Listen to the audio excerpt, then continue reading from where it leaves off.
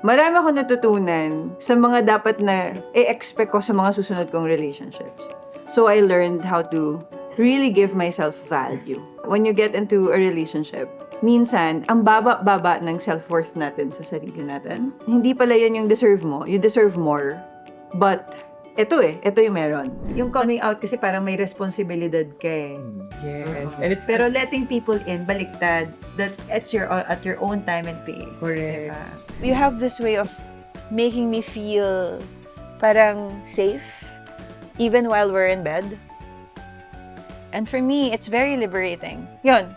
It's very liberating to be to share that intimacy with you.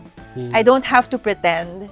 Diba? I can be may kasi minsan 'di ba parang pag hubad tayo, pag feeling natin pag mga bilbil tayo, parang nahihiya tayo sa katawan natin. Parang I never felt that with Ice. Buti nga sila, they can go for the girl that they want. Yung tipong sobrang ganda. Kaya napapansin mo, maraming hindi gwapong lalaki ang ganda ng asawa. Hoy, huwag kang plastic. Mga achiever sila. Oo, Huwag hindi kang mo- plastic.